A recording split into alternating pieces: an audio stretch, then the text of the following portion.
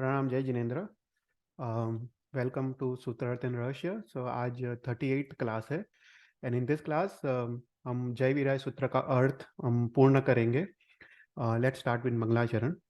नमो हरियंतारम, नमो सिद्धारम, नमो आयर्याणम, नमो वज्जायानम, नमो लोये सव्वसावनम ऐसो पंच नमुक्कारो सर्व पाप परासरो मंगलां च सर्वसिं परमं मंगलम. राग द्वेष विजेतारम ज्ञातारम विश्ववस्तुना शक्र पूज्य गिरामेशम तीर्थे संस्कृतिमानये पन्नगे च सुरेन्द्रे च कौशिके पाद संस्कृशे निर्विशेष मनस्काय श्रीवीर स्वामिने नमः. अज्ञानां तिमिरान्धानां ज्ञानजननी शलाकया नेत्रमुन्मिलितमेन तस्मै श्रीगुरुवे नमः. सर्वरिष्टप्रणाशाय सर्वभिस्तार्थदायिने सर्वलब्धिनिधानाय श्री गौतम स्वामिने नमः. ओंकारबिन्दुसंयुक्तं नित्यं ध्यायन्ति योगिना कामदमोक्षदं चैव ओंकाराय नमो नमः. तो जय वीराय स्तोत्र लेट्स ब्रीफली रिवाइज. हमने लास्ट क्लास में क्या देखा था? तो जय वीराय स्तोत्र उसमें 6 गाथा है और पहली 2 गाथा की रचना गणधर भगवंतों ने की है, इसलिए पहली 2 गाथा हम मुक्तासुक्ति मुद्रा में हम बोलते हैं और बाकी की जो 4 गाथा है वो पूर्वाचार्य कृत है. तो ये जय वीराय स्तोत्र उसका दूसरा नाम है प्रणिधान स्तोत्र. प्रणिधान अर्थात अपने मन वचन काया की विशिष्ट उपयोग पूर्वक की गई क्रिया या शुभ भाव पूर्वक की गई क्रिया, उसको प्रणिधान कहते हैं. और इसका दूसरा नाम है प्रार्थना स्तोत्र, क्योंकि ये स्तोत्र में भगवान के पास हम 13 चीजों की मांगनी करते हैं, 13 चीजों की प्रार्थना करते हैं.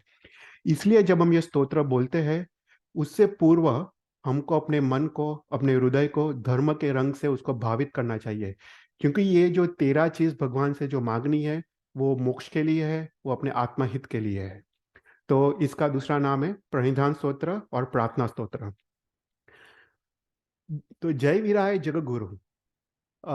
हे वितराग परमात्मा, हे जगत गुरु परमात्मा, आपका जय हो. तो यहाँ से जय शब्द के काफी मीनिंग है, पर जो मेन मीनिंग है जय शब्द का कि हम जय द्वारा भगवान का भाव सानिध्यान प्राप्त करने की कोशिश करते हैं, अर्थात हम भगवान को अपने मन और हृदय में भगवान की स्थापना करते हैं. हम कहते हैं कि हे भगवान, आपका शासन जयवंता वर्तो. हे भगवान, जहाँ पे वितरागता है वहाँ पे विजय है, और वहाँ जहाँ पे राग द्वेष है वहाँ पे पराजय है. हम जब भगवान को अपने मन मंदिर में स्थापना करते हैं, हम ये कहना चाहते हैं कि अपने भी राग द्वेष टूटे और अपने भी अज्ञानता और मिथ्यात्व का नाश हो. तो यहाँ पे भगवान को नजदीक बुलाया है, उनका सन्निधान प्राप्त किया है. उसके बाद होम ममम तो पभाहो भयवम. हे भगवान, आपके प्रभाव से, आपके सामर्थ्य से, आपकी कृपा से, आपकी शक्ति द्वारा मुझे ये 13 चीज की प्राप्ति हो.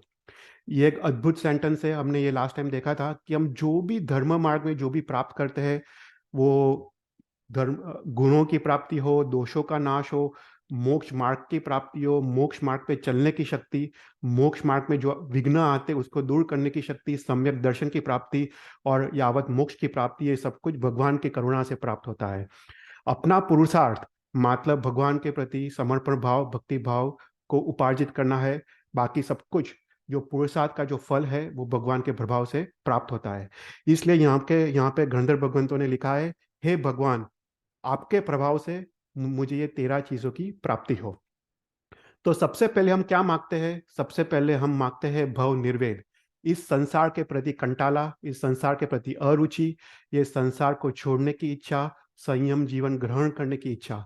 ये संसार दुख रूप लगे, ये संसार के सभी सुख दुख की छाया रूप लगे, उसको भव निर्वेद कहते हैं. भव निर्वेद का दूसरा अर्थ है वैराग्य या उपसम भाव या अनासक्त दशा. तो मोक्ष मार्ग की शुरुआत भव निर्वेद से होती है, क्योंकि सम्यक दर्शन के 5 लक्षण में एक लक्षण है भव निर्वेद. तो सबसे पहले हम भगवान से ये प्रार्थना करते हैं, हे भगवान, आपकी शक्ति से, आपकी कृपा से मुझे इस संसार के प्रति वैराग्य प्राप्त हो कि मैं मोक्ष मार्ग में मैं पुरुषार्थ कर पाऊं. फिर उसके बाद सेकंड चीज जो भगवान से मांगते हैं वो है मार्गानुसारी जीवन. तो भव निर्वेद की प्राप्ति के बाद इस जीव को संसार छोड़ने की इच्छा जागती है.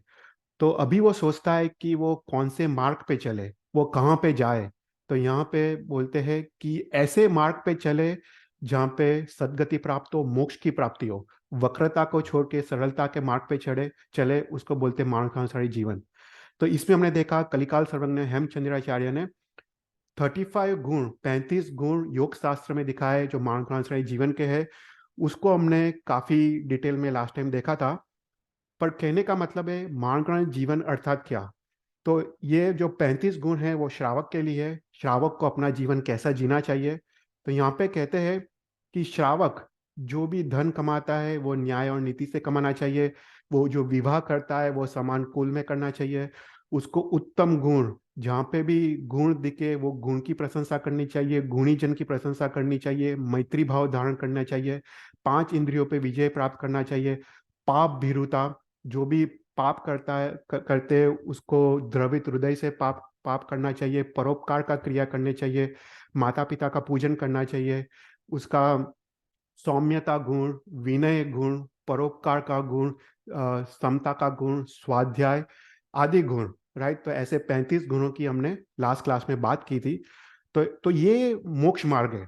ये 35 गुण अपने जीवन में जब उतारते हैं वो एक मोक्ष मार्ग है कि ये 35 गुणों द्वारा हमको सदगति की प्राप्ति होती है। उसके बाद हम थर्ड चीज जो भगवान से मांगते हैं वो है इट्ट फल सिद्धि, राइट। अभी हमने वैराग्य प्राप्त किया है, अब मोक्ष मार्ग पे चल रहे हैं।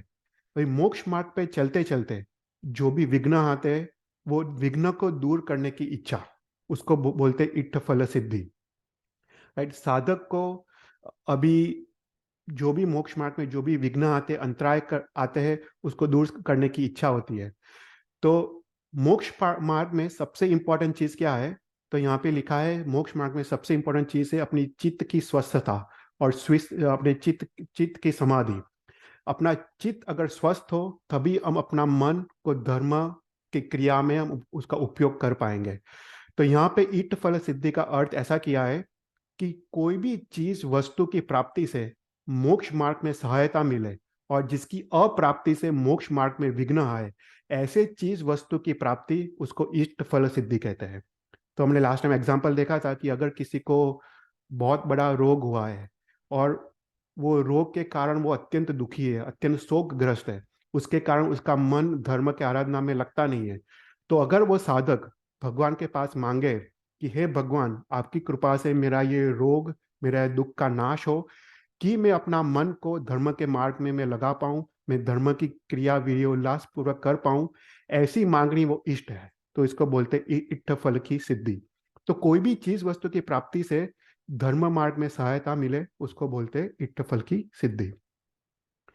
फिर उसके बाद जो फोर्थ चीज भगवान से मांगते हैं वो है लोग विरुद्ध आचार का त्याग, राइट। तो अभी हमने वैराग्य प्राप्त किया है, मोक्ष मार्ग में चल रहे हैं, अपना चित्त भी प्रसन्न है, चित्त भी स्वस्थता है और मोक्ष मार्ग में आने वाले विघ्नों का भी क्षय हुआ है। अभी आगे बढ़ने के लिए अपने चित्त की स्वस्थता के उपरांत अपना हृदय कोमल होना चाहिए। हमने लास्ट टाइम बात किया था कि जब अपना हृदय कठोर हो तो उसमें जिन गुण प्रकट नहीं होते। इसलिए यहाँ पे लोक विरुद्ध आचार के त्याग से हमने अपनी हृदय की कोमलता भगवान के पास मांगी है कि ऐसा कोई भी आचार, ऐसा कोई भी अनुचित क्रिया कि अपनी क्रिया से दूसरे को दुख पहुंचे, ऐसे चीजों का त्याग, राइट। क्योंकि अगर अपनी क्रिया से दूसरे को दुख पहुंचता है वो अपने हृदय की कठोरता का सूचक है और ऐसे कठोर हृदय में भगवान के गुण प्रकट नहीं हो सकते। इसलिए यहाँ पे लोक विरुद्ध आचार का त्याग मांगा है। तो लोक विरुद्ध आचार कौन से है कि किसी की भी निंदा करना। देखो हम किसी की निंदा करते हैं तो दूसरे को दुख पहुंचता है, दूसरे को द्वेष आता है, क्रोध आता है। तो किसी की निंदा करने का त्याग, रजु धर्म करण हसन, राइट। कोई भी अल्प बुद्धि जीव जो धर्म की क्रिया करते हैं वो अगर उसमें कोई आसाधना करता है तो उस पर हम हंसते हैं, उस पर टूट पड़ते हैं, उस पर द्वेष करते हैं। तो ऐसा नहीं करना चाहिए, वो लोक विरुद्ध आचार है। उसको वात्सल्य पूर्वक समझाना चाहिए और अगर वो न समझे तो माध्यस्थ भाव धारण करना चाहिए। फिर लोकमान्य पुरुष का अपमान, फिर लोक विरुद्ध आचरण का त्याग जैसे हिंसा है, दारू है, पर स्त्री गमन है, जुगार है, शिकार है, ऐसे लोक विरुद्ध आचार का त्याग करना चाहिए। देशाचार का पालन करना चाहिए। अति भोग की क्रिया नहीं करनी चाहिए। राइट। फिर अपने शुभ कार्यों, अपने दान आदि धर्मों का खुद को गुणगान नहीं करना चाहिए, वो भी लोक विरुद्ध आचार है। फिर दूसरे के दुख पे संतोष व्यक्त नहीं करना चाहिए। और उसके बाद अपने शक्ति और सामर्थ्य होने के बावजूद अगर हम किसी का परोपकार ना करें तो वो भी लोक विरुद्ध आचार है। तो अपने शक्ति और सामर्थ्य के हिसाब से लोगों का परोपकार और परार्थकरण करना चाहिए। तो ऐसा करके 9 चीजों का त्याग करना चाहिए कि इस त्याग से अपने हृदय की कोमलता प्रकट होती है। और फिफ्थ चीज जो हमने लास्ट क्लास में देखा था, फिफ्थ चीज जो मांगते हैं वो है गुरुजन की पूजा। राइट। ये एक अपनी जर्नी है मोक्ष मार्ग तरफ। तो यू नो आप अच्छी तरह कनेक्ट करोगे तो पता चलेगा कि मोक्ष मार्ग क्या है। राइट। सबसे पहले हमको वैराग्य प्राप्त हुआ, फिर हमने मार्गधारी जीवन जिया, उसमें जो भी विघ्न आया उसका नाश हुआ, अपनी चित्त की प्रसन्नता प्राप्त हुई कि हम अपने चित्त धर्म मार्ग पे लगा पाए। उसके बाद हृदय की कोमलता प्रकट हुई लोक विरुद्ध आचरण के त्याग से। अभी मोक्ष मार्ग में आगे बढ़ने के लिए सबसे इंपॉर्टेंट जो गुण है वो है विनय का गुण। राइट। तो इसमें यहाँ पे कहते हैं विनय, विनय के बिना विद्या नहीं। राइट। विनय से विद्या की प्राप्ति होती है।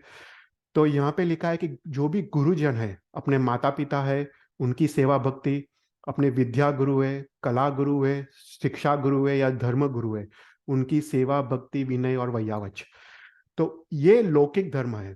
और ये लौकिक धर्म द्वारा लोकोत्तर धर्म की योग्यता प्रकट होती है। जो अपने माता पिता की सेवा भक्ति नहीं करता, माता पिता का विनय नहीं करता, वो भगवान के धर्म का अधिकारी नहीं है, तो लोकोत्तर धर्म का अधिकारी की नहीं है। तो यहाँ पे कहा है कि ये गुरुजन की पूजा द्वारा अपना मान कषाय अहंकार का नाश होता है और अपने अंदर विनय गुण प्रकट होता है। तो यहाँ तक हमने लास्ट क्लास में देखा था। अभी हम आगे बढ़ते हैं। तो सिक्स्थ गुण जो भगवान के पास हम मांगते हैं वो है परार्थकरण। तो परार्थकरण अर्थात क्या? तो परार्थकरण का अर्थ है पर के अर्थ को करना। राइट। दूसरे के कार्य को करना। तो दूसरे के कार्य, कोई भी कार्य में उनको मदद करना, उनको उपयोगी होना, उनको सहाय करना, मन वचन धन द्वारा दूसरे को सहाय करना, उसको बोलते हैं परार्थकरण या परोपकार। तो पिछले हमने देखा लोक विरुद्ध आचार का त्याग। लाइक लोक विरुद्ध आचार के त्याग से हमने भगवान के पास हृदय की कोमलता मांगी। अब ये परार्थकरण द्वारा हम अपनी हृदय की उदारता मांगते हैं, हृदय की विशालता भगवान के पास मांगते हैं। क्योंकि हृदय कोमल होने के उपरांत अपना हृदय उदार होना चाहिए और विशाल होना चाहिए, क्योंकि ऐसे हृदय में ही जिन गुण प्रकट होते हैं। तो यहाँ पे परोपकार परार्थकरण की क्रिया द्वारा क्या प्राप्त होता है? तो बोलता है परार्थकरण की क्रिया द्वारा अपना हृदय और अपना मन उदार होता है। अपने अंदर जो अपनी संकुचित मन है, संकुचित मनोवृत्ति है, उसका नाश होता है, अपनी स्वार्थ वृत्ति का नाश होता है। तो ललित विस्तार ग्रंथ में हरिभद्र सूरी महाराज साहब लिखते हैं कि परार्थकरण उसको उसको परोष परोष का चिन्ह बताया है, मतलब पुरुषार्थ का चिन्ह बताया है। जो मोक्ष की प्राप्ति होती है वो पुरुषार्थ, प्रकृष्ट पुरुषार्थ से हमको मोक्ष की प्राप्ति होती है। और ये जो परार्थकरण की क्रिया है वो पुरुषार्थ, वो एक सत पुरुषार्थ है मोक्ष की दिशा में। अर्थात जो भी ये परार्थकरण की क्रिया नहीं करता, दूसरों पे परोपकार नहीं करता है, वो भगवान के लोकोत्तर धर्म का अधिकारी नहीं है। इसलिए अपने अपने में परार्थकरण की क्रिया वो अत्यंत महत्वपूर्ण बताई है। तो कहते हैं ये जो परार्थकरण की क्रिया है वो दो टाइप की है, एक लौकिक परार्थकरण और दूसरा है लोकोत्तर परार्थकरण। तो लौकिक परार्थकरण अर्थात कोई जीव दुखी है, कोई जीव मरने आया है, उसको बचाना, उसको जीवन दान देना। कोई प्यासा है उसको पानी देना, कोई भूखा है उसको खाना देना, कोई निर्वस्त्र है उसको वस्त्र देना, कोई निर्धन है उसको धन देना, कोई किसी को मेडिकल की इमरजेंसी है उसको औषधि देना, किसी को एजुकेशन की ज़रूरत है उसको शिक्षण देना, किसको रोजगार की ज़रूरत है तो उसको एम्प्लॉयमेंट देना। ये सब है लौकिक परार्थकरण। और दूसरा है लोकोत्तर परार्थकरण। लोकोत्तर परार्थकरण अर्थात किसी को धर्म के मार्ग में जोड़ना, किसी को ज्ञान देना, किसी को मोक्ष मार्ग में जो भी चीज की सहायता हो वो प्रदान करना, साधु की वैयावच करना, सुपात्र दान देना, ये सब लोकोत्तर परार्थकरण है। तो भगवान जो अरिहंत परमात्मा है उनका जो परोपकार है, उनका जो परार्थकरण है, वो पराकाष्ठा का है। राइट? भगवान हरियन परमात्मा कोई भी इच्छा के बिना, निस्वार्थ भाव से, कोई भी अपेक्षा बिना, सिर्फ एक जीव मात्र के कल्याण के लिए ये धर्म तीर्थ की स्थापना करते हैं और वो धर्म मार्ग का प्ररूपणा करते हैं। तो हरियन परमात्मा का जो परार्थकरण है वो पराकाष्ठा का है। इसलिए हमको लौकिक परार्थकरण द्वारा हमको लोकोत्तर परार्थकरण हमको प्राप्त करना है। तो परार्थकरण का अर्थ है निस्वार्थ भाव के बिना, कोई भी आसन से बिना, अपने शक्ति और संयोग के अनुसार दूसरे जीव की मदद करना, उसको बोलते हैं परार्थकरण। तो जो मनोजीराणाम जो सज्जाय है, किसी को पता हो, उसमें उसमें 36 कर्तव्य का उस बताया है, उसमें 17th कर्तव्य है परार्थकरण। तो परार्थकरण वो अपना दान धर्म, वो अपना वार्षिक कर्तव्य भी है। और 4 प्रकार के धर्म, दान, शील, तप और भाव, उसमें सबसे पहला धर्म वो दान धर्म लिखा है। राइट? तो ये परार्थकरण की क्रिया सबसे इंपॉर्टेंट है। तो परार्थकरण द्वारा हमको क्या प्राप्त होता है? तो बोलते हैं कि अपना हृदय विशाल बनता है, अपना हृदय उदार बनता है, दूसरों को हम धर्म मार्ग में जोड़ सकते हैं, हमको लोभ कषाय का नाश होता है, हमको शरीर की मूर्छा का नाश होता है, हमको स्व समय का नाश होता है। स्व समय की मूर्छा मतलब हम अपना समय दूसरे को देते हैं, तो स्व समय की मूर्छा का भी नाश होता है और अपना हृदय विशाल और उदार बनता है। तो यहाँ पे हम भगवान को बोलते हैं, हे भगवान, आपकी कृपा से, आपके सामर्थ्य से मुझे ये परोपकार रूप, परार्थकरण रूप धर्म की प्राप्ति हो। तो कोई भी क्वेश्चंस यहाँ तक?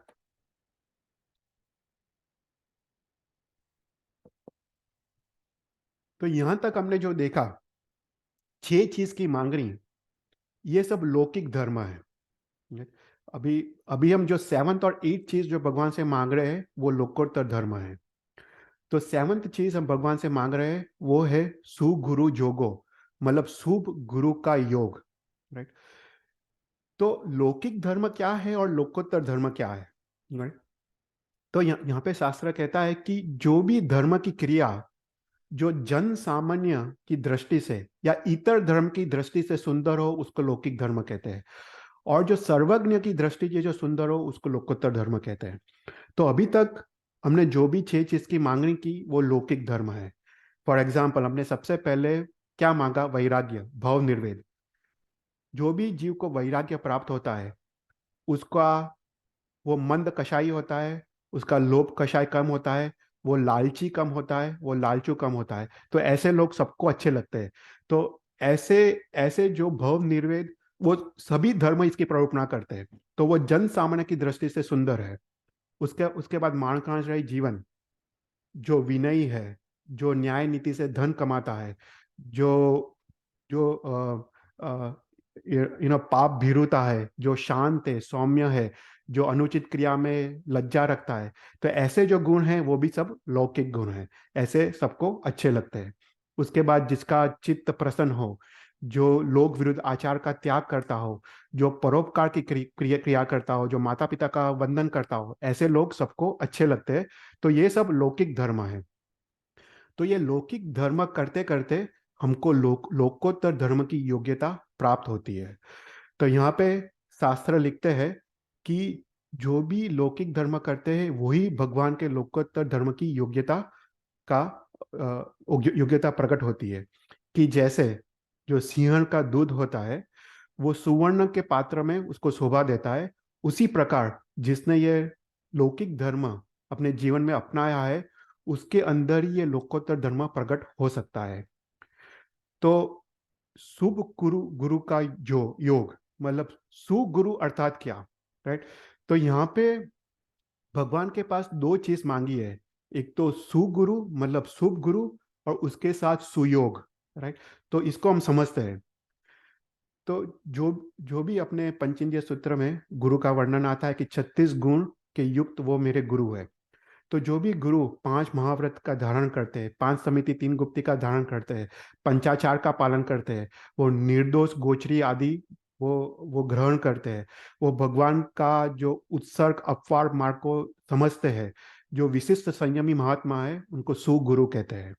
और ऐसे सुगुरु के साथ सम्यक्त्व जुड़ान, उसको सुयोग कहते हैं। तो यहाँ पे हम भगवान के पास दो चीज मांगते हैं। सबसे पहले हमको शुभ गुरु या सुगुरु का योग हो, और उसके साथ सम्यक्त्व जुड़ाव हो। राइट। तो यहाँ पे चार चीज आती है। गुरु दो टाइप के होते हैं, एक सुगुरु और कुगुरु। और योग भी दो टाइप के होते हैं, सुयोग और कुयोग। राइट। तो सुगुरु अर्थात जो भी 36 गुणों के धारक है, जो साधु जीवन के 10 यति धर्म का पालन करते हैं, उसको सुगुरु कहते हैं। और जो 5 महाव्रत का पालन नहीं करते, उसको कुगुरु कहते हैं। तो ऐसे सुगुरु के साथ सम्यक्त्व जुड़ान, उसको सुयोग कहते हैं। मतलब इस सुगुरु के साथ आत्महित के लिए, मोक्ष की प्राप्ति के लिए, अपने सद्गुणों के विकास के लिए जो हम संबंध बांधते हैं, उसको सुयोग कहते हैं। और अपने मान मान प्रतिष्ठा के लिए, कोई रोग के निवारण के लिए, या भौतिक सुख के लिए, प्राप्ति के लिए गुरु के साथ जोड़ान, उसको कुयोग कहते हैं। तो यहाँ पे हम भगवान के पास सुगुरु तो मांगते हैं, पर उनके साथ सुयोग मतलब सम्यक्त रूपी जोड़ान भी हम मांगते हैं। हमको अभी ये सोचना चाहिए कि अपने अनंत भव भ्रमण में हमको तीर्थंकर परमात्मा जैसे सुगुरु का योग हुआ, फिर भी हमको तीर्थंकर परमात्मा का योग हुआ, पर फिर भी उनके साथ भी कुयोग किया, उनके साथ हमने सुयोग नहीं किया। हमको तीर्थंकर परमात्मा मिलने के बाद हमको संसार की भौतिक सुख सामग्री ही हमने मांगी है, इसलिए अभी तक अपना कल्याण नहीं हुआ है। तो यहाँ पे हम तीर्थंकर परमात्मा को बोलते, हरियन परमात्मा को, हे भगवान, आपकी कृपा से मुझे सुगुरु की प्राप्ति हो, पर उनके साथ सुयोग की भी प्राप्ति हो, वो अति अति अति दुर्लभ है। तो यहाँ पे प्रश्न होता है कि हमको मोक्ष मार्ग में गुरु की क्या आवश्यकता है, सुगुरु के साथ योग की क्या आवश्यकता है। तो यहाँ पे बोलते हैं कि गुरु की आवश्यकता 3 कारणों से है। सबसे पहले, जो हम ज्ञान प्राप्त करते हैं वो गुरु से प्राप्त करते हैं, पर जो ज्ञान की सम्यक परिणति है वो गुरु द्वारा होती है। उसके बाद गुरु के पास हमारा जो नम्रता का भाव है, समर्पण का भाव है, उससे हमारा अहंकार का नाश होता है, और वो अहंकार का नाश मोक्ष मार्ग के लिए सबसे अनिवार्य है। और उसके बाद सुगुरु हमको मोक्ष मार्ग दिखाते हैं, और मोक्ष मार्ग में जो भी विघ्न आते हैं, वो विघ्न को दूर करने का उपाय बताते हैं। इसलिए हमको जीवन में गुरु की आवश्यकता है। तो यहाँ पे शास्त्र आगे जाके बताता है कि सुगुरु योग मतलब क्या। तो यहाँ पे कहते हैं कि गुरु की इच्छा वो अपनी इच्छा होनी चाहिए, गुरु का मत अपना मत होना चाहिए, गुरु की अनुकूलता अपनी अनुकूलता, गुरु का मान सम्मान वो अपना मान सम्मान, गुरु की प्रतिकूलता अपनी प्रतिकूलता। तो ऐसा जोड़ान उसको सुगुरु योग कहते हैं। और ऐसा जोड़ान किसको था? गौतम स्वामी को था, महावीर भगवान पे। तो ऐसा उत्कृष्ट जोड़ान हम यहाँ पे अरिहंत परमात्मा से मांगते हैं। और ये निश्चय नहीं के दृष्टि से मोक्ष मार्ग में प्रथम स्टेप है, क्योंकि जो लौकिक धर्म है वो व्यवहार धर्म है, जो भव निर्वेद है वो व्यवहार दृष्टि से मोक्ष मार्ग में प्रथम स्टेप है। पर निश्चय दृष्टि से ये जो 7th चीज जो हम मांग रहे हैं, वो निश्चय दृष्टि से मोक्ष मार्ग में प्रथम स्टेप है कि शुभ गुरु का योग हो। यहाँ पे निश्चय दृष्टि से धर्म की शुरुआत है। कोई कोई क्वेश्चंस?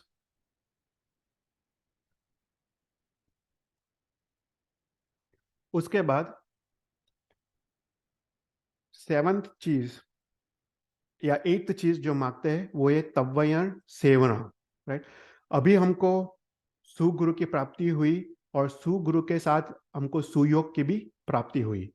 अभी तव्वयन सेवना अर्थात गुरु के वचन के अनुसार चलना, या गुरु की आज्ञा का पालन करना, उसको बोलते हैं तव्वयन सेवना।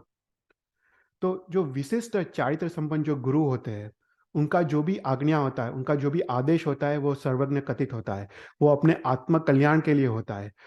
तो जो भी मुमुक्षु है, जो भी साधक है, वो गुरु की आज्ञा का आतुरता से प्रतीक्षा करता है। वो सोचता है कि मुझे गुरु कब आदेश करे, मुझे गुरु कब आज्ञा दे। और जैसे ही गुरु आज्ञा देते हैं, तब उनका हृदय हर्ष और आनंद से उमट पड़ता है। वो सोचता है कि मेरा कितना भाग्य है, मेरा कितना अहोभाग्य है, सद्भाग्य है कि गुरु ने मुझे आज्ञा दी, मैं धन्य हो गया। और वो गुरु की आज्ञा का यथाशक्ति पालन करने का वो कोशिश करता है। तो इसको बोलते हैं तव्यण सेवना।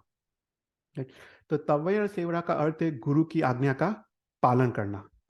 तो यहाँ पे एक क्वेश्चन होता है कि गुरु की आज्ञा, राइट, अपने लिए हित के लिए ऐसा क्यों, अपने लिए हितकारी ही होती है ऐसा क्यों?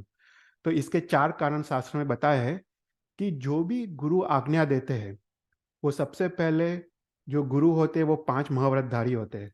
उनका जो सेकंड महाव्रत होता है वो सत्य का महाव्रत होता है। अर्थात वो जो भी बोलते हैं, जो भी वचन देते हैं, जो भी आदेश देते हैं, वो अपने आत्मा के कल्याण के लिए होता है।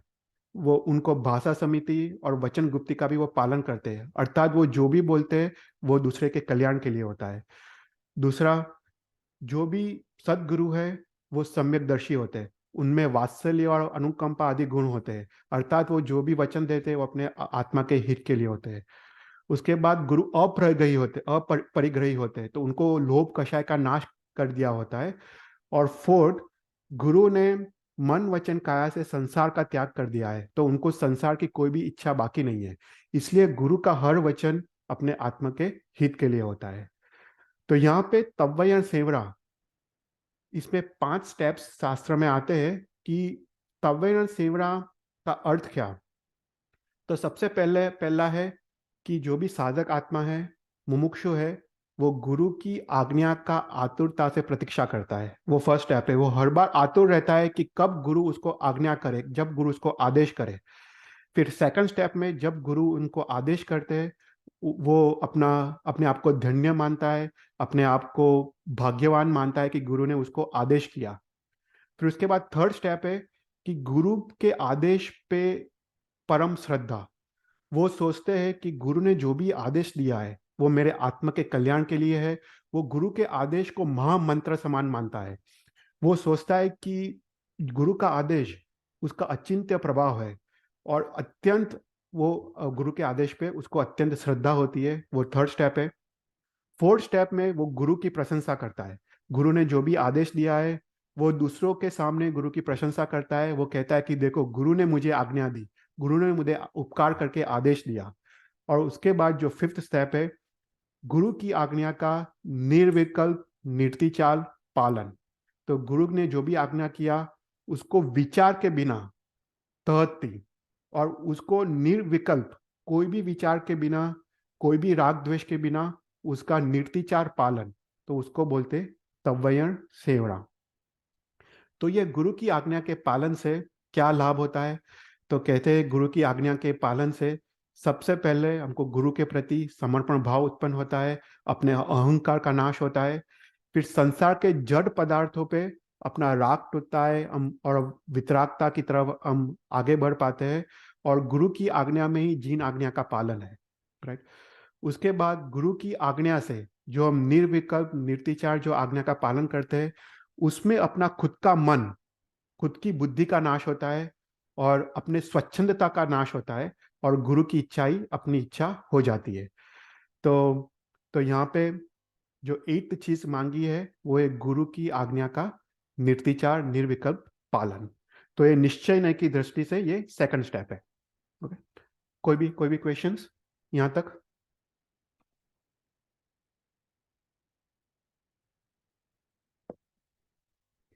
उसके बाद कहते हैं आभाव मखंडा। तो अभी तक हमने जो भी 8 चीजों की भगवान के पास मांगी है, 6 लौकिक धर्म और 2 लोकोत्तर धर्म, तो जो भी 6 जिस भगवान के पास मांगी है, हम यहाँ पे कहते हैं कि जब तक मैं इस संसार में हूँ, जब तक मैंने मोक्ष प्राप्त नहीं किया है, तब तक मुझे ये 8 चीजों का संपूर्ण रूप से, अखंडित रूप से मुझे प्राप्ति हो। तो यहाँ पे एक ब्यूटीफुल बात की है कि यहाँ पे वो साधक कहते हैं कि ये जो 8 चीज मैंने मांगी है वो अल्पकाल के लिए नहीं मांगी है, वो एक बार के लिए नहीं मांगी है, पर शाश्वत रूप से जब तक मुझे मोक्ष की प्राप्ति नहीं हो तब तक मुझे 8 गुणों की प्राप्ति हो। क्योंकि साधक यहाँ पे समझता है कि अल्पकाल के लिए अगर ये 8 गुण प्रकट हो और फिर वो चले गए तो हमको वितरागता, हमको मोक्ष की प्राप्ति नहीं होती है। तो यहाँ पे लिखा है कि आभाव मकंडा, कि ये 8 गुणों की प्राप्ति जब तक मोक्ष ना हो वो तब तक मुझे ये 8 गुण की प्राप्ति हो। तो यहाँ पे अभाव का दो अर्थ है। एक है कि वर्तमान जीवन में ये 8 गुणों की प्राप्ति हो अखंडित, मतलब संपूर्ण रूप से। और दूसरा अर्थ है भव भव तक, जब तक मोक्ष की प्राप्ति नहीं हो तब तक मुझे संपूर्ण रूप से अखंडित रूप से ये 8 गुणों की प्राप्ति हो। तो उसका बोलते हैं अभाव मखंडा। तो यहाँ पे अभाव अभाव मखंडा का यहाँ पे अर्थ लिया है कि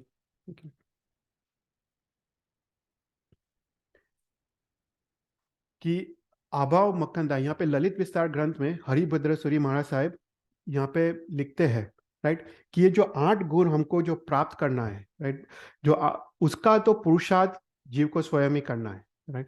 पर ये जो पुरुषार्थ का जो फल है वो हरियन की कृपा से प्राप्त होता है। तो 8 गुणों के लिए जो मेहनत करनी है वो तो जीव को स्वयं करनी है, पर उसका जो फल है, जो 8 गुणों की प्राप्ति है, वो हरियन परमात्मा की कृपा से ही प्राप्त होता है। तो अरियन परमात्मा की जो कृपा है वो अंधराधार बरस रही है। अगर अरियन परमात्मा इस संसार में नहीं होते तो इस जगत का क्या होता, उसका वो चीज अपने कल्पना से बाहर है। और भगवान की आज्ञा का पालन, भगवान की करुणा, भगवान की कृपा, वो अचिंत्य चिंतामणि रत्न जैसा है। चिंतामणि रत्न जैसे हम अपने मन के जो विचार है उसको पूर्ण करते हैं, पर भगवान की कृपा अचिंत्य चिंतामणि रत्न जैसी है। कि यहाँ पे कहते हैं कि भगवान की करुणा से, भगवान की आज्ञा पालन से दूसरे भव में हमको सदगति की तो प्राप्ति होती है, पर हमको भौतिक सुख की भी प्राप्ति होती है। पर यह भौतिक सुख में अनासक्त रहने का वो भगवान की कृपा से प्राप्त होता है। तो यहाँ पे शास्त्रकार लिखते हैं कि जो 8 गुण भगवान के पास मांगते हैं उसका फल क्या। तो बोलते हैं यहाँ पे उसका 2 फल की वर्णन किया है, एक है प्रत्यक्ष फल और दूसरा है परोक्ष फल। जो प्रत्यक्ष फल जो दिखता है वो है तामस भाव का क्षय होके सम्यक समता रूपी भाव प्रकट होता है, वो उसका प्रत्यक्ष फल है। अर्थात ये 8 गुणों के विकास द्वारा हमको इस भाव में, हमको कोई भी परिस्थिति में, कोई भी सिचुएशन में समता का धारण, समता रस, एक समभाव प्रकट होता है, वो उसका प्रत्यक्ष फल है। और परोक्ष फल में अपने गुण का विकास होते होते अंत में मोक्ष की प्राप्ति, वो उसका परोक्ष फल है। तो यहाँ पे कहते हैं कि ये 8 गुणों की प्राप्ति मुझे संपूर्ण रूप से, अखंडित रूप से, जब तक मोक्ष प्राप्त ना हो तब तक मुझे उसकी प्राप्ति हो। कोई भी क्वेश्चंस? तो यहाँ पे सेकंड गाथा खत्म होती है। ચૈતરભાઈ આપણે हाँ। જય વિરાય સૂત્રમાં हम्म, અ, 2 વાર હાથ ઉપર કરે છે, રાઈટ? પહેલા આભવ મખંડા સુધી અ, हाँ। લલાટની ઉપર કરે છે અને પછી પાછો હાથ ઉપર જ આમ રાખે. તો ઈ બે અલગ અલગ શા માટે આપણે કરતા હોઈએ છીએ? हाँ, तो એનું કારણ એવું છે कि जो प्रथम की 2 गाथा है वो गणधर रचित है। तो गणधर भगवान ने ये 2 गाथा रची है, तो उनके उनके मान सम्मान के लिए हम मुक्तासूत्री मुद्रा कहते हैं। तो मुक्तासूत्री सुक्ति मुद्रा का अर्थ क्या है कि मुक्ता वो छिप के आकार की मुद्रा है। हम ये कहना चाहते हैं कि छिप के अंदर जो मोती है उसको हमको प्राप्त करना है, राइट। तो ये जो जो जो 8 चीज जो पहले 2 गाथा में मांगी है वो मोती की समान अमूल्य है, इसलिए हम उसको मुक्ता सुक्ति मुद्रा में कहते हैं। वो गणधर भगवान ने रचित है। उसके बाद बाकी की जो गाथा है वो पूर्वाचार्य कृत है। तो इसके कारण हम मुक्ता सुक्ति मुद्रा को छोड़ के हम योग मुद्रा में आते हैं। योग मुद्रा में हम नमस्कार की मुद्रा में आते हैं। तो पहली 2 गाथा गणधर रचित है, इसलिए उसको मुक्ता स्तुति मुद्रा में बोलते हैं, और बाकी की 4 गाथा हम योग मुद्रा में उसको बोलते हैं। Thank you. फिर उसके बाद नेक्स्ट गाथा, वारी जय जैवी नियाना बंधनम वियराय तुह समय थवी मम्म उज्ज सेवा भवे भवे तुम चलणानम। तो यहाँ पे कहते हैं वारी जैवी नियाना बंधनम, कि हे भगवान, आपके शास्त्र में, आपके आगमों में निषेध किया है। क्या निषेध किया है? निदान करने का, नियारा मानने का, उसका निषेध किया है।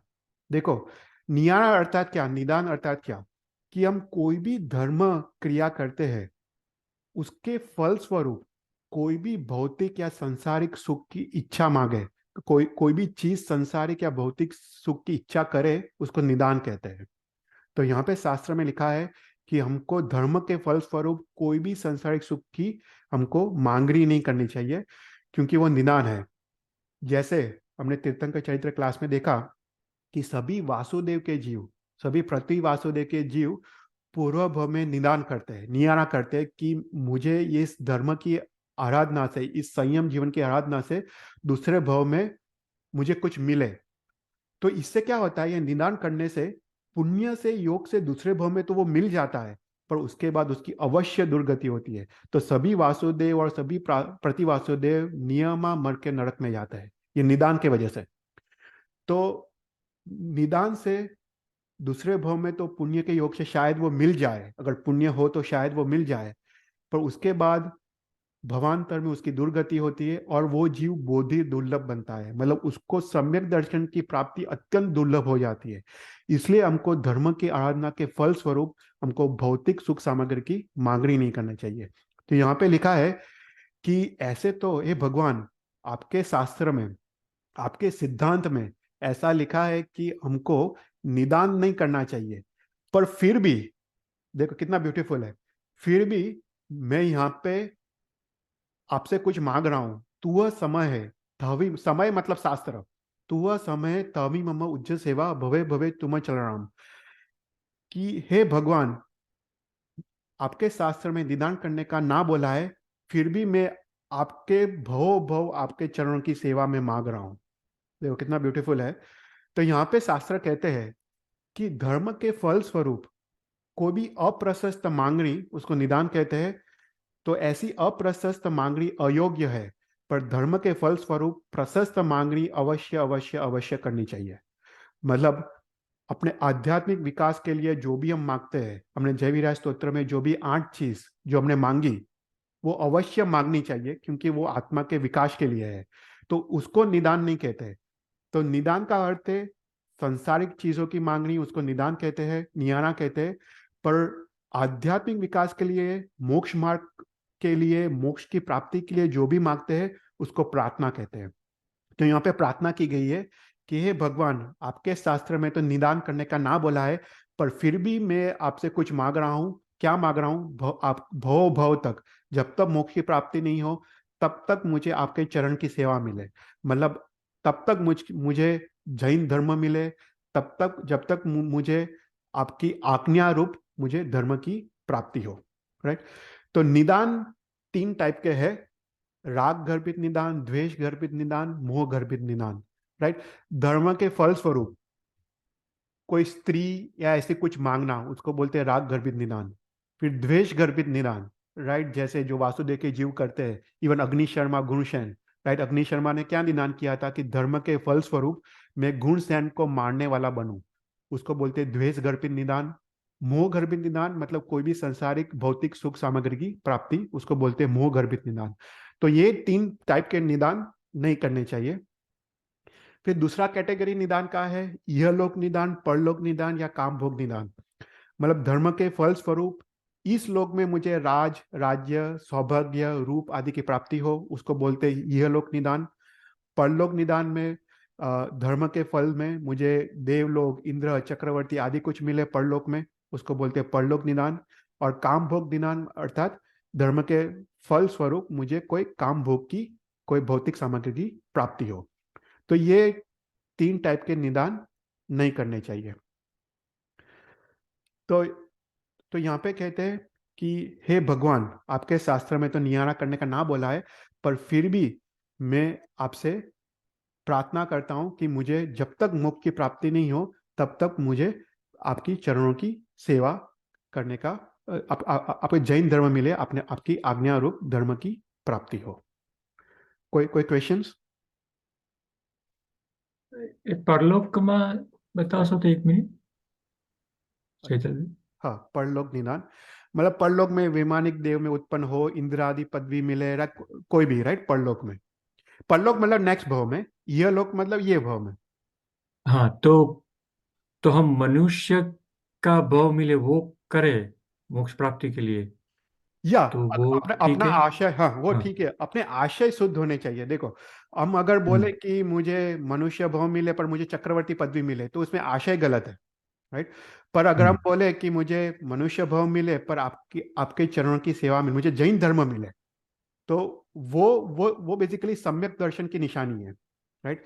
तो हम्म। या तो हमको खुद को सोचना है कि अपने आशय शुद्ध है या नहीं, राइट। हम मनुष्य भाव तो मांगते हैं, पर क्यों मांगते हैं, राइट। अगर हमको सुख संपत्ति चाहिए, हमको श्रीमंताई चाहिए, तो आशय गलत है। पर हमको भगवान का धर्म चाहिए तो आशय सही है, तो ऐसा हम मांग सकते हैं।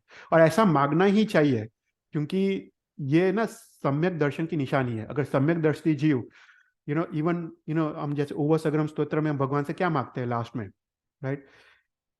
ये संतो महा पति पर निबेता देव दिज्य भवे भवे पासर छंद, राइट। कि मुझे भव भव आपकी चरणों की सेवा मिले, भव भव मुझे सम्यक दर्शन मिले पार्षद भगवान के। तो ऐसी मांगनी अवश्य करनी चाहिए, राइट, ऐसी मांगनी। तो यहाँ पे बहुत स्पष्ट किया है शास्त्र में कि भगवान से क्या हम्म। मांगना चाहिए, भगवान से क्या नहीं मांगना चाहिए, राइट। तो भगवान से हमको अवश्य मांगना चाहिए, राइट। जयवीर स्तोत्र में इतने सारी चीज मांगे भगवान से, राइट। हमने हम्म। 8 चीजों मांगे, तो वो मांगना ही चाहिए भगवान से, तभी अपने आशय शुद्ध होते हैं। जी। बहुत अच्छा क्वेश्चन। फिर उसके बाद सेकंड लास्ट गाता है, दुख कहो कम्म कहो समाहि मरम च बोई लाभ संपत जो माहम तो ना पराम करण। तो हमने पिछली गाथा में हमने मांगा कि मुझे भव भव तुम्हारी चरण की सेवा मिले। तो इस भव भव चरण की सेवा मतलब भगवान के आज्ञा रूप धर्म का पालन से क्या लाभ होता है। तो यहाँ पे 4 चीजों का लाभ होता है कि दुख कहो दुख का नाश, कम्म कहो कर्म का नाश, समाधि मरण की प्राप्ति और बोधि मतलब सम्यक दर्शन की प्राप्ति होती है। संपज्जो मतलब प्राप्ति। और तुअ नाह प्रामाकरण, हे नाथ, आपको नमस्कार करते, आपके वंदन करने से, आपके चरणों की सेवा करने से मुझे ये 4 चीज की प्राप्ति होती है। तो दुख कहो अर्थात दुख का नाश, राइट। तो इसको हम समझते हैं, राइट, कि दुख कहो मतलब क्या। तो जो भी जीव दुखी होता है, जो भी जीव दुख से ग्रस्त होता है, वो अपना मन धर्म में लगा नहीं सकता है। तो यहाँ पे दुख कहो का अर्थ भौतिक सुख सामग्री की प्राप्ति नहीं है, पर दुख कहो का अर्थ है कि दुख की संवेदना का क्षय, दुख की वेदना का क्षय, उसका अर्थ है दुख कहो। मतलब यहाँ पे हम समझते हैं कि कर्म के उदय के कारण दुख तो आने वाला है, भगवान महावीर को भी दुख आया है, उसको हम रोक नहीं सकते।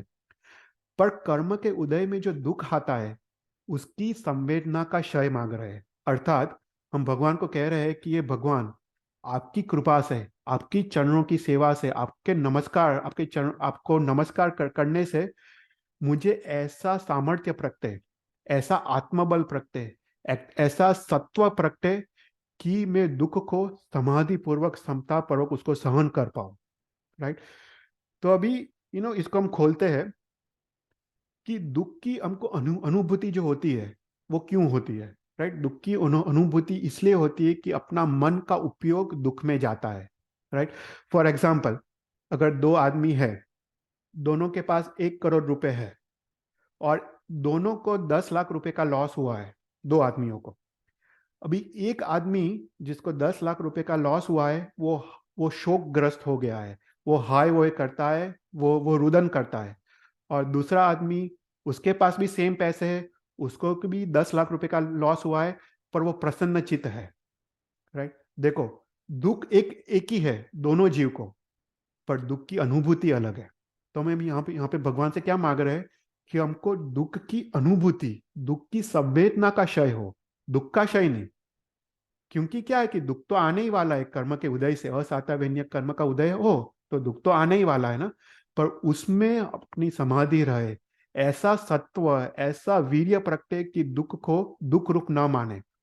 अगर हम भगवान महावीर का देखें, भगवान महावीर को बाह्य दुख तो काफी आए, पर अगर आचरण सूत्र में यह आता है कि उस समय भगवान सुखी थे या दुखी थे, राइट। इतने बाह्य दुख में भगवान सुखी थे या दुखी थे, भगवान सुखी थे। उसका कारण क्या है, उनका उपयोग उनके अंदर था, उनका उपयोग बाहर नहीं था। अपना उपयोग जब दुख में जाता है तब दुख की अनुभूति होती है। भगवान को जब बाह्य दुख आ रहा था, उन्होंने अपना उपयोग अपने आत्मा के अंदर कर दिया था। तो दुख के दौरान भी भगवान सुखी थे। तो यहाँ पे लिखा है कि दुख दो टाइप के होते हैं, राइट। एक बाह्य दुख और अभ्यंतर दुख। जो बाह्य दुख कौन कौन सा होता है, जो असातव्यनीय कर्म के उदय से आता है, वो बाह्य दुख है, राइट। जैसे मानसिक दुख, शारीरिक दुख, वो सब बाह्य दुख है। और दूसरा है अभ्यंतर दुख। अभ्यंतर दुख अर्थात अपने विषय कषाय के कारण जो अपना आत्मा कर्म बंद करता है, उसके कारण जो संसार की परंपरा का सर्जन होता है। देखो, संसार दुख रूप है, दुखमय है और दुखानुबंधी है। संसार में जन्म जरा मृत्यु का दुख है। तो वो दुख अभ्यंतर दुख है, जो कर्म के आने से, पाप कर्म से आने से जो संसार का परिभ्रमण जो होता है, वो अभ्यंतर दुख है। तो सर्वथा दुख का नाश तो कर्म के क्षय से ही होता है। इसलिए हम दूसरे स्टेप में क्या मांगते हैं? प्रथम स्टेप में तो हम मांगते हैं कि दुख का क्षय हो, मतलब दुख की संवेदना का क्षय हो। पर दूसरे स्टेप में हम मांगते हैं कि सभी कर्म का भी क्षय हो, क्योंकि दुख आता है क्यों? वो कर्म की वजह से दुख आता है। अगर कर्म का क्षय हो तो दुख का भी क्षय हो जाता है। तो यहाँ पे जो जीव मोक्ष मार्ग में जो चल रहा है, राइट, वो दुख के भय से दुख का नाश नहीं मांग रहा है, पर वो सोचता है कि दुख आने से मेरा मन, मेरा चित्त अप्रसन्न होगा और उसके कारण मेरे को धर्म में जो वीर्योल्लास प्रकट होना चाहिए, जो मेरा चित्त का उपयोग जो धर्म में रहना चाहिए, वो रहेगा नहीं। उसके कारण वो दुख दुख की संवेदना का वो नाश मांगता है कि उसका चित्त प्रसन्न रहे और समाधि में रहे, राइट। तो दूसरा स्टेप में हम मांगते हैं कि कर्म का क्षय, राइट। अभी जीव जानता है कि जो दुख की परंपरा का सर्जन होता है वो कर्म कर्म की वजह से होता है। तो यहाँ पे जीव मांगता है कि हे भगवान, आपके नमस्कार करने से, आपके चरणों की सेवा से मुझे सभी कर्म का क्षय हो। अभी कर्म का क्षय अर्थात क्या? तो कर्म का क्षय कैसा होता है? तो कर्म का क्षय दो दो दो चीजों से होता है, एक संवर और एक निर्जरा, राइट। तो जो आश्रव तत्व है उससे हम कर्म बंद करते हैं, राइट। तो जो 5 कारण है उसमें योग, अवीरति, प्रमाद, कषाय और मिथ्यात्व, राइट, उससे कर्म आते हैं। तो संवर क्या? संवर मतलब कर्म को रोकना। जो जो वीरति धर्म का पालन है वो संवर है। कोई भी हम देश वीरति 12 व्रत लेते हैं, सर्व वीरति साधु जीवन के जो 5 महाव्रत लेते हैं, या दिनगत रात्रिगत जो 14 नियम लेते हैं, कोई भी पचखान लेते हैं, उसको उसको उसको वीरति धर्म कहते हैं। तो पचखान लेने से, वीरति धर्म से संवर की क्रिया होती है, उससे कर्म आने बंद होते हैं। और जो निर्जरा है वो कौन सी है? 6 बाह्य 6 अभ्यंतर तप रूप निर्जरा है, राइट। 6 बाह्य मतलब उनको पता है, अनशन, उनोदरी, वृत्ति, संशय, काया क्लेश, रस त्याग, विगय त्याग, राइट। और जो अभ्यंतर तप है विनय, वैयावच, प्रायश्चित, ध्यान, स्वाध्याय, ध्यान और कौसर्ग। तो ये 12, 6 बाह्य और 6 अभ्यंतर तप से कर्म का क्षय होता है। तो यहाँ पे हम भगवान से क्या मांग रहे हैं, राइट, वो समझना चाहिए। हम ऐसे ही बोल देते कि कर्म का क्षय, पर हम भगवान से ये प्रार्थना करते हैं कि हे भगवान, मुझे ऐसी शक्ति, ऐसा सामर्थ्य प्रगटे कि मैं संवर और निर्जरा रूप में क्रिया कर पाऊं, राइट। ये मांगना है, राइट। जैसे पहले स्टेप में हमने मांगा कि दुख का क्षय नहीं, पर दुख के संवेदना का क्षय। और दूसरे स्टेप में क्या मांगना है? कि कर्म का क्षय, अर्थात मैं ऐसी शक्ति मिले आपके प्रभाव से, मैं संवर और निर्जरा रूप क्रिया कर पाऊं और मेरा कर्म का क्षय हो। तो अरिहंत के आलम्बन से, राइट, हम जो भी धर्म क्रिया करते हैं उसको अरिहंत के आलम्बन से करनी चाहिए। यहाँ पे शास्त्र लिखते हैं कि क्योंकि हरिहंत के आलम्बन से ही हरिहंत की कृपा प्रकट होती है, और उनकी कृपा से ही हमको ये फल की प्राप्ति होती है। देखो, हम पुरुषार्थ तो करते हैं, हम तब का पुरुषार्थ हमको करना है, पर उसके पुरुषार्थ का जो फल है वो हरिहंत कृपा से प्राप्त होती है। जैसे आहार संज्ञा पे विजय प्राप्त होना, शरीर की मूर्छा का नाश होना, वो तो हरिहंत कृपा से प्राप्त होती है। पुरुषार्थ हमको करना है, पर पुरुषार्थ का फल वो अरिहंत की कृपा से प्राप्त होता है। इसलिए कोई भी धर्म क्रिया करे, वो सामयिक हो, प्रतिक्रमण हो, तप हो, जिन पूजा हो, वो अरिहंत के आलम्बन से ही वो पूजा, वो हमको धर्म क्रिया करनी चाहिए। तभी हमको फल स्वरूप ये कर्म का क्षय की प्राप्ति होगी। कोई क्वेश्चंस? उसके बाद थर्ड चीज जो मांग रहे हैं वो है समाधि मरण, राइट। समाधि मरण अर्थात क्या? समाधि मरण अर्थात चित्त की समता पूर्वक, चित्त की स्वस्थता पूर्वक का मरण, उसको समाधि मरण कहते हैं। देखो, जब हमारा मृत्यु नजदीक आता है तब हमको असह्य वेदना होती है। हमको अपने पुत्र परिवार छोड़ने की वेदना होती है। हमको भौतिक सुख सामग्री छोड़ने की वेदना होती है। हमको अपना खुद का शरीर छोड़ने की वेदना होती है। और उस समय अपना मन समाधि में रहे, वो अत्यंत अत्यंत डिफिकल्ट है, अत्यंत मुश्किल है, अत्यंत दुर्लभ है। इसलिए हम भगवान से मांग रहे हैं कि हे भगवान, आपकी कृपा से इस असह्य वेदना के बीच में भी मेरा मन प्रसन्न रहे, मेरा मन स्वस्थ रहे और समाधि में रहे, वो आपकी कृपा से मुझे प्राप्त हो। देखो, हमने जब भगवान के पास समाधि मरण मांगा तो हम क्या मांग रहे हैं? तो हम भगवान के पास ये मांग रहे हैं कि मुझे पूरे जीवन की समाधि प्राप्त हो, राइट? कि मरण के वक्त समाधि नहीं, क्योंकि जिसने पूरा जीवन में समाधि रखी है उसको ही मरण के वक्त समाधि प्राप्त हो सकती है। तो हम भगवान से इनडायरेक्टली ये मांग रहे हैं कि हे भगवान, मुझे पूरे जीवन में समाधि की प्राप्ति हो, कि जब मेरा मृत्यु नजदीक आए मुझे समाधि की प्राप्ति हो। तो हमने देखा कि समाधि मरण कैसे प्राप्त होता है। वो पापा ने जो कॉन्करिंग डेथ क्लास लिया था उसमें ये 10 चीजों की बात की थी। उसमें हम ब्रीफली देख लेते हैं वो 10 चीज कौन सी है। वो पुण्य प्रकाश स्तवन में इसका वर्णन आता है कि सबसे पहले जो भी 124 अतिचार है, उसके 124 जो बंदितु क्लास में हमने देखे थे, वो सभी अतिचार को याद करना। उसके बाद व्रत को ग्रहण करना, देश वीरती जो व्रत है उसको अंगीकार करना, 12 व्रत को। उसके बाद सभी जीव को क्षमापना देना, खामे मी सव्व जीवे। फिर 18 पापस्थानक को वो सिराने का। फिर 4 चरण अरिहंत सिद्ध साधु और धर्म का शरण स्वीकारना। दुष्कृत ग्रह, अपने जो भी दुष्कृत है उसकी ग्रह, अपने जो भी दुर्गुण है, दोष है, उसकी ग्रह। सुकृत की अनुमोदना। सुकृत की अनुमोदना में मात्र दूसरे की सुकृत की अनुमोदना नहीं, पर अपने अपने खुद के सुकृत की भी अनुमोदना। देखो, अपने जो भी धर्म किया है ना उसकी भी अनुमोदना करनी है। दूसरे की तो करनी ही है, दूसरे ने जो भी सुकृत किया है, किसने दान किया है, किसने संयम, किसने तप किया है, जो भी किसी ने शील का पालन, ब्रह्मचर्य का पालन किया है, वो सबकी अनुमोदना करनी है। पर अपने जीवन में जो भी सुकृत है उसकी भी अनुमोदना करनी है। उसके बाद 12 भावना, उसके बाद सभी हार पानी का त्याग, और लास्ट में नौकार का स्मरण। तो ये 10 स्टेप से समाधि मरण की प्राप्ति होती है। तो यहाँ पे हम भगवान से क्या मांग रहे हैं? भगवान से मांग रहे हैं कि ठीक है, मेरे को पूरी जीवन समाधिमय रहे, पर अंत समय में ये 10 स्टेप्स का मैं पालन कर पाऊं, कि ऐसी शक्ति, ऐसी सामर्थ्य प्रगटे आपकी कृपा से कि मैं मरते समय ये 10 चीज मुझे याद आए, और 10 चीज में शुभ भाव पूर्वक इस 10 चीज का मैं पालन कर पाऊं। तो ये हम भगवान से मांग रहे हैं। कोई क्वेश्चंस? और लास्ट में हम क्या मांग रहे हैं? बोधि, मतलब सम्यक दर्शन की प्राप्ति।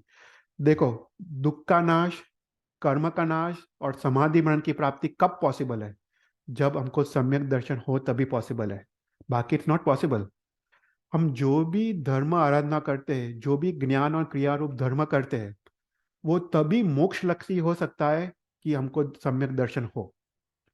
मिथ्यात्व दशा में हम जो भी धर्म आराधना करते हैं उससे पुण्य उपार्जन तो होता है, पर पुण्यानुबंधी पुण्य की प्राप्ति नहीं होती है। तो जो सम्यक दृष्टि जीव है, जिसको सम्यक दर्शन, फोर्थ गुणस्थान की प्राप्ति हुई है, वहां से ही मोक्ष मार्ग की शुरुआत है। उसका उसका धर्म ही मोक्ष लक्षी हो सकता है। तो हम यहाँ पे क्या मांग रहे हैं? सम्यक दर्शन की प्राप्ति का मतलब है 5 चीजों की प्राप्ति। जो सम्यक दर्शन के 5 लक्षण हैं, उसमें सबसे पहला क्या है? उपसंभाव। उपसंभाव मतलब वैराग्य की प्राप्ति, राइट? उसके बाद दूसरा है निर्वेद, जो हमने बात किया है। निर्वेद मतलब संसार छोड़ने की इच्छा, संयम जीवन ग्रहण करने की इच्छा, उसको निर्वेद कहते हैं। उसके बाद संवेग। संवेग मतलब मोक्ष जाने की इच्छा, मोक्ष मोक्ष मोक्ष उसको अच्छा लगे, मोक्ष जाने की इच्छा, उसको संवेग कहते हैं। उसके बाद अनुकंपा, वात्सल्य भाव, दूसरे के दुख दूर करने की इच्छा, उसको अनुकंपा। और फिफ्थ है श्रद्धा, राइट? श्रद्धा मतलब भगवान के वचन पे अथाक श्रद्धा, कि भगवान ने जो कहा है वही सही है, वही मेरे आत्मक कल्याण के लिए है, ऐसी अथाक श्रद्धा। ऐसे 5 लक्षणों, 5 चीजों की प्राप्ति हम भगवान से मांग रहे हैं कि ये भगवान आपकी कृपा से मुझे ये 5 चीजों की प्राप्ति हो, अर्थात मुझे सम्यक दर्शन की प्राप्ति हो, राइट? तो यहाँ पे लास्ट गाता है सर्व मंगल मांगल्यम सर्व कल्याण कारणम।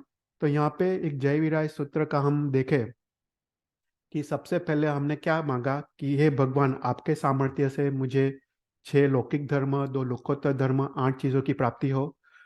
उसके बाद हमने मांगा कि भव भव जब तक मोक्ष ना हो, आपके आज्ञा रूप धर्म मिले, जैन धर्म मिले। उसके बाद हमने मांगा कि आपकी चरणों की सेवा से ये 4 चीजों की प्राप्ति हो। मेरे दुख की संवेदना का क्षय हो, मेरे को कर्म का क्षय हो, संवर निर्जरा रूप धर्म की प्राप्ति हो, मुझे समाधि मरण की प्राप्ति हो, और मुझे सम्यक दर्शन की प्राप्ति हो। तो ये सभी चीज, ये जो 13 चीज मांगी है, वो 13 चीज भगवान की कृपा से ही प्राप्त होती है, भगवान की शक्ति से प्राप्त होती है, और भगवान के शासन से प्राप्त हुई है। इसलिए लास्ट गाथा में भगवान के शासन का गुणगान किया गया है, क्योंकि ये सब हमको भगवान के शासन से ही प्राप्त होता है। तो लास्ट गाथा क्यों क्यों है, ये गाथा क्यों है? क्योंकि यहाँ पे भगवान के शासन का गुणगान किया है, कि भगवान के शासन की स्थापना से ही हमको ये 13 चीज की प्राप्ति हो सकती है। तो ये गाथा हमने लघु शांति में लिया था, हम वापस शॉर्टली ले लेते हैं। सर्व मंगल मांगल्यम, कि भगवान का शासन कैसा है कि सर्व मंगलों में उत्तम मंगल है। राइट? कि मंगल मतलब क्या? मतलब विघ्नों का नाश, अशुभ चीजों का, अशुभ तत्व का नाश, उसको मंगल कहते हैं। तो मंगल तो काफी होते हैं, लौकिक मंगल, लोकोत्तर मंगल।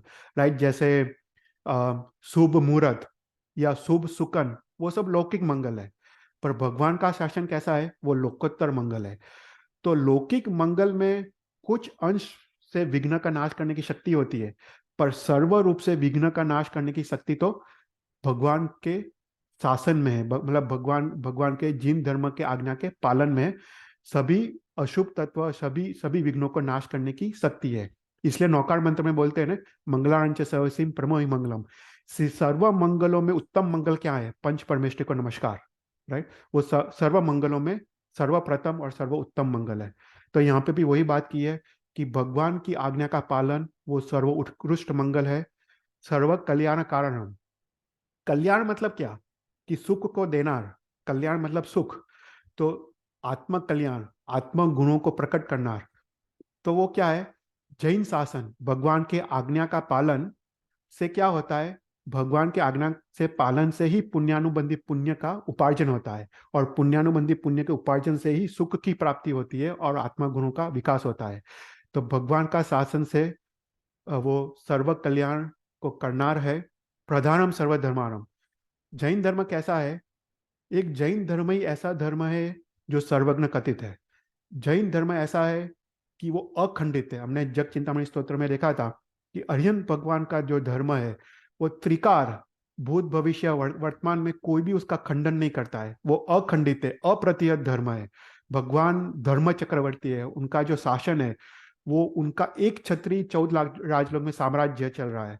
और ऐसा उत्तम धर्म जिसने कर्म के सिद्धांत की सूक्ष्मता बताई है, जिसने अनेकांतवाद बताया है, जिसने नव तत्व बताया है, जिसने 5 समिति 3 गुप्ति बताया है, जिसने पंचाचार रूप धर्म बताया है, 5 महाव्रत रूप धर्म बताया है, जिसने सामयिक, प्रतिक्रमण, कौशक रूप जन्म बताया है, ऐसे चीजों कोई और धर्म में है ही नहीं। तुम देखो, कौशक जैसी क्रिया, सामयिक जैसी क्रिया, 5 समिति 3 गुप्ति जैसी क्रिया अन्य धर्म में है ही नहीं। तो ऐसा अनेकांतवाद जैसा उत्तम धर्म भगवान ने बताया है। इसलिए सर्व धर्मों में जो उत्तम धर्म है वो भगवान का धर्म है, जैन शासन है। और ऐसा शासन जयवंता वर्तो, विस्तार पामो, और ऐसा शासन का जय जयकार हो। ऐसा करके यहाँ पे लास्ट में भगवान के शासन की स्तुति की है, और ऐसा करके हम यहाँ पे जय विराय स्तोत्र को हम यहाँ पे समाप्त करते हैं। तो कोई भी क्वेश्चंस हो तो पूछ सकते हो। अद्भुत स्तोत्र है। ये स्तोत्र द्वारा हमको बहुत कुछ सीखने को मिलता है कि हमको भगवान से क्या मांगना चाहिए। 13 चीज, हम कुछ भी करें, कोई भी धर्म क्रिया, तो ये 13 चीज मांगनी चाहिए, और स्टेप वाइज मांगनी चाहिए। राइट? सबसे पहले भव निर्वेद मांगो, उसके बाद मानवकारण जीवन मांगो, ऐसा स्टेप वाइज मांगो तो हमको मोक्ष की प्राप्ति होगी। कोई क्वेश्चन?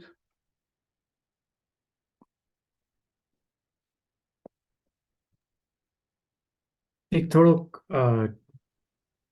અનરિલેટેડ ને થોડોક રિલેટેડ ક્વેશ્ચન છે हाँ ચૈતરભાઈ. हाँ, बोलो। એટલે આ હું હવે આ વખતે આ બધું વિચારતો હતો કે આમાં જે વસ્તુઓ આવી છે જે લૌકિક છે, લૌકિક જે પહેલાના છે, છો હવે કોઈ આસ્તિક હોય અને કોઈ નાસ્તિક હોય. હવે એટલે નાસ્તિક એટલે એવું નહીં કે જસ્ટ ભગવાનને માને કે ભગવાનને ધૃણા કરે, ભગવાનમાં માને નહીં એમ. અને એ પણ ઘણું બધું આમાંથી કરી શકે, રાઈટ? માર્ગાનુસાર જીવન કે પરોપકાર કે બરાબર. લોક વિરુદ્ધ ચાઓ બરાબર. કે ગુરુના વિનય, મા બાપની સેવા, માતા પિતાની, અને ઘણું બધું આમાંથી કરી શકે. તમે કીધું, આઈ થિંક એમાં તમે બહુ શ્રેષ્ઠ કર્યું કે એમાં ભગવાનનું કૃપા અને એનું જે તત્વ આવે એ ખાલી મિસ થાય. એ બીજું બધું ફોલો કરી શકે, બરાબર. ક્ષમતા રાખી શકે, બધું જ એમ બરાબર. ધ્યાન કરી શકે. પણ ખાલી એમને અનુકંપાને બધું જ હોય, પણ ખાલી એમનામાં ભગવાનની સાથે માગીને જે ભગવાનનું તત્વનું જે કૃપા મળી છે એ ના મળે. બરાબર. અને તો એ જ ડિફરન્સ છે આમાં, અને એના લીધે આપણે એવું કહેવાય કે એનો મોક્ષ માર્ગ તમને મળે કે નહીં એમ. ના ના પુરુષાર્થ અને તમે જે કીધું પુરુષાર્થ અને કૃપા એમ. રાઈટ. ના અદ્ભુત વાત છે.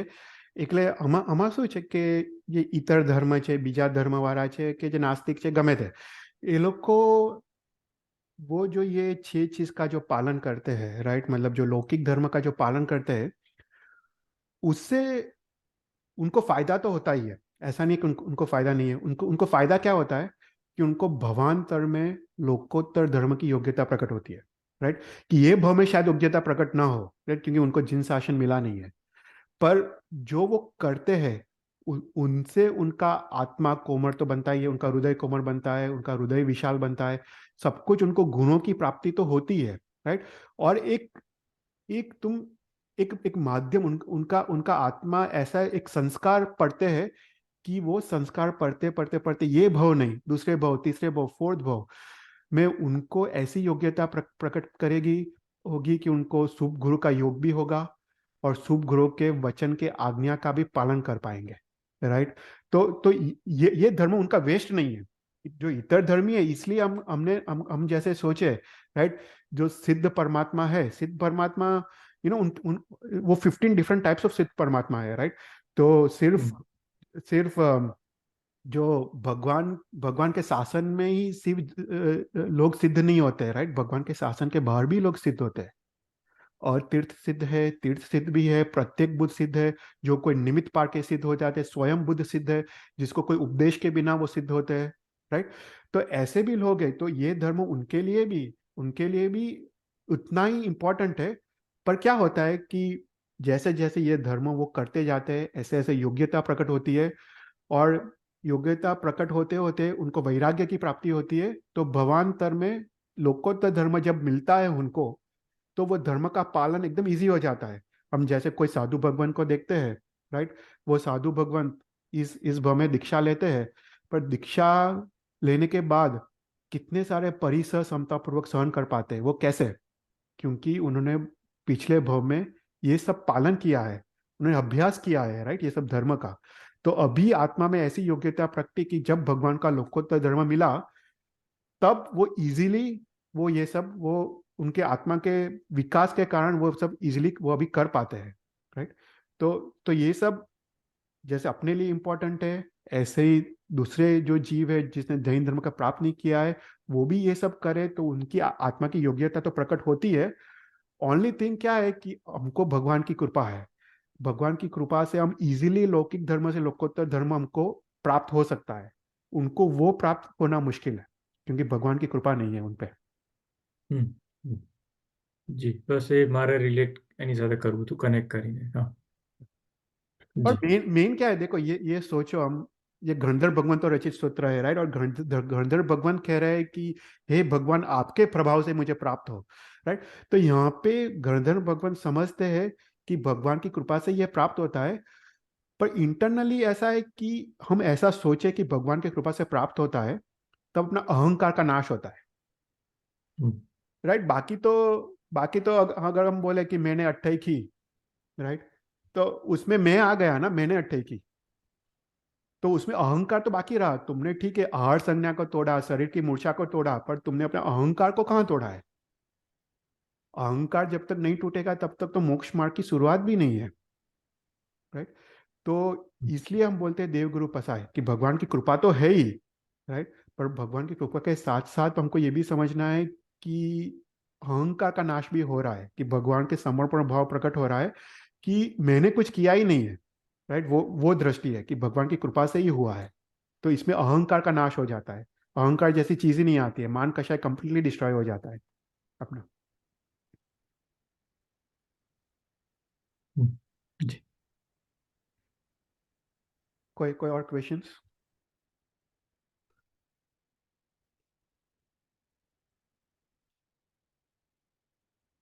ओके, कोई क्वेश्चन नहीं हो तो हम यहाँ पे मंगलाचरण करके समाप्त करते हैं। नमो अर्यंतारम, नमो सिद्धारम, नमो आयर्यारम, नमो वज्जायरम, नमो लोय सब सावनम, ऐसो पंच नमुकारो सब पाव प्राणसरो मंगलांच सबसिम परम मंगलम। जी नागना विरुद्ध बुलायो तो इच्छामि दुक्कड़म। Thank you Chaitalbhai, thank you. Very nice. Next શું લેવાનું છે ચૈતલ? નેક્સ્ટ છે ને હું વિચારું છું કે એકદમ ઉત્તમ સ્તોત્ર લઈએ આપણે, ગુરુવંદનનું સ્તોત્ર, જે આપણે ખમાસણાનું સ્તોત્ર છે ને, કારણ કે એટલું ઇમ્પોર્ટન્ટ સ્તોત્ર છે કે પ્રતિકરણમાં કેટલી 17 વાર આવે છે પક્કી પ્રતિકરણમાં એક સ્તોત્ર, રાઈટ? 17 કે 18 વાર આવે છે મોટે ભાગે, મને કાઉન્ટ કરવું પડશે. બરોબર છે. હા, મને લાગે કે એ સૌથી ઇમ્પોર્ટન્ટ સ્તોત્ર છે. એક સ્તોત્ર જો 18 વાર આવતું હોય એક પ્રતિકરણમાં, રાઈટ, તો એ સ્તોત્ર કેટલું ઇમ્પોર્ટન્ટ હશે. તો આપણે કદાચ ગુરુવંદન સ્તોત્ર લઈએ, અહો કાયમ કાયમ બોલીએ છીએ ને, હા, તો એ સ્તોત્રનો વિચાર છે, તો મોટે ભાગે એ સ્તોત્ર લઈશું નેક્સ્ટ. જી, સરસ. Okay, thank you Chaitalbhai, very nice. Thank you. બહુ જય જ સરસ. શ્રી નરેન્દ્ર. Thank you. આવજો.